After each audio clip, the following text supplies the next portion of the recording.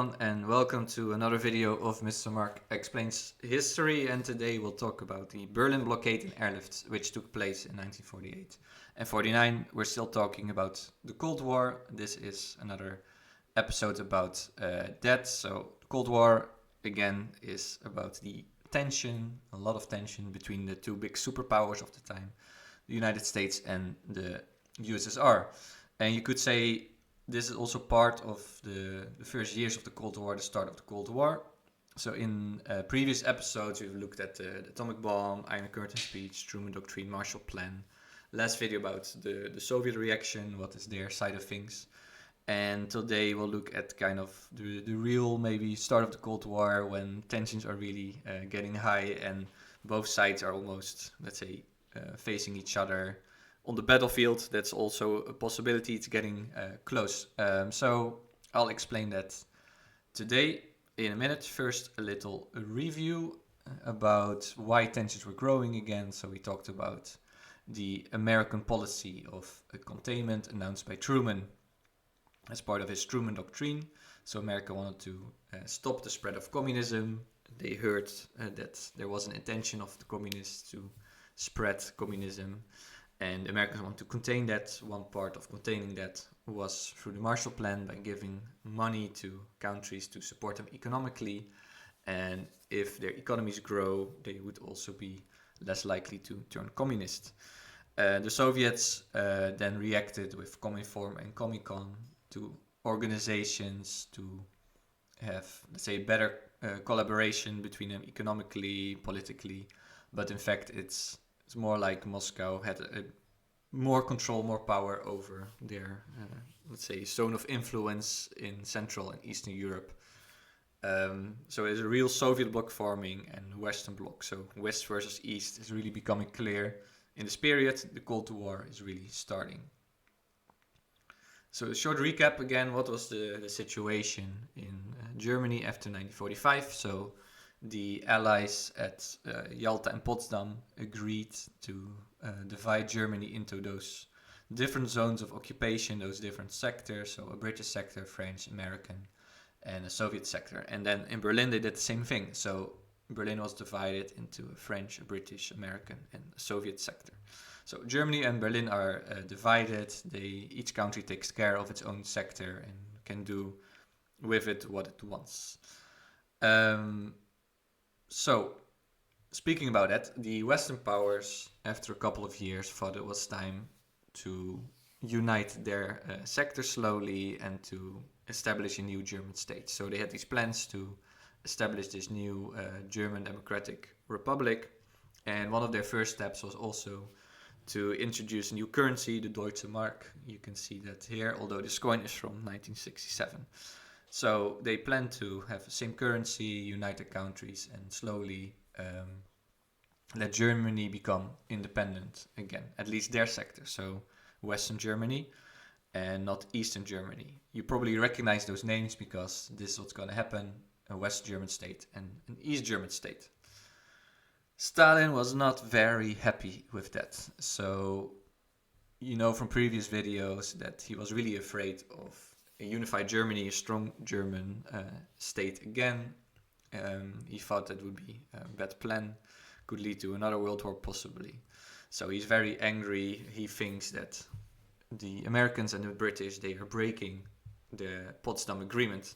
They're uniting their sectors, and this was not part of the plan. The only plan was to divide Germany into those four zones, those four sectors. So he's very angry about that, that it's broken. He's really afraid of this German remilitarization and united Germany again. So in response, he thinks it's time to escalate.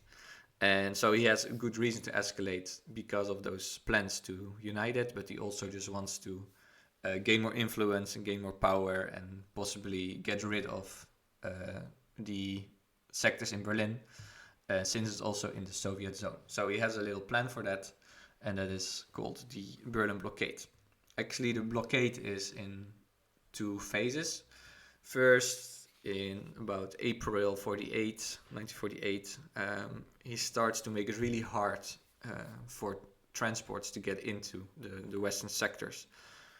So it's not really officially blockade. He just comes up with some excuses, or he checks the papers, or they're super long, let's say, checks. So he's really obstructing, kind of sabotaging trade and transport to West Berlin. But it's not really officially blockade, but everyone knows what he's doing. So he's already putting on the pressure.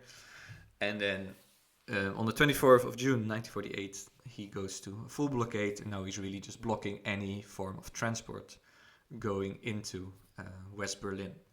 So you can see that on this picture, the Russian bear encircling, let's say, hugging Berlin, so nothing can really come in and out. And that's what he's doing. And of course, then if people run out of food and fuel, they have a massive problem. And why is that? Again, because Berlin is in the middle of the Soviet sector. So by land, by sea, nothing is possible. And then the Allies, let's say the Americans, the British, they don't give up. They have a plan, and the plan is called the Berlin Airlift. So land is blocked, sea is blocked. So what you can do is through the air. So if you provide West Berlin with food and fuel, why is fuel also important is because the electricity has been cut, and electricity is generated in the Soviet zone. So they also need fuel for generators, fuel and coal to stay warm in the winter, and of course food and water, etc. So it's really important that these citizens are provided with their basic needs. And they're gonna do that all through the air. So this is a massive, massive operation. The start is pretty slow, but in the end, every 3 minutes, a plane lands in West Berlin with supplies. So can you imagine how many planes for days on end that is? It's a massive, massive logistical operation, and the Allies really get better at this as long as the blockade takes. But it doesn't take, let's say, super long. Well, it is pretty long, I would say. A little bit more than a year, so a year and 3 months. It ends on the 30th of September 1949. So this whole airlift went on for 1 year, 3 months, and then Stalin kind of gave in, like, okay, this is pointless. It also hurt a bit his economy to block all the rail and the road connections, etc. So in the end, he gives in, and he sees that, okay, the Allies can put it off. There's no point anymore. And he gives in, and it also lessens the tension a little bit. So what is the effect of the Berlin blockade and the airlift on superpower relations? Of course, it is increasing tensions again, because now the two superpowers were really at odds, let's say, with each other in Berlin almost. There was like a real risk for escalation. Like, what if one of those planes was attacked? What if citizens were really starving and there would be some violence? Would the Americans, the British help them? So there was really a big risk for escalation and for confrontation. So one of the first moments of these heightened tensions, there's a couple more. The biggest ones, of course, the Cuba crisis. So this is one of those Cold War moments where there's more really risk for escalation and higher tensions. And you could really say that now Cold War really started. It's really obvious those two are not friends. They're really, try to make each other's lives very hard. And they're competing over influence and support in Europe. In the next video, we'll look at communism in China. So in other parts of the world, communism might also spread, and the Americans are not too happy with that. So in China, Korea, Vietnam, communism is also spreading, and we're gonna talk about that. So if you have any feedback, comments, like and subscribe, etc. And stay tuned for the next video. Thank you for watching.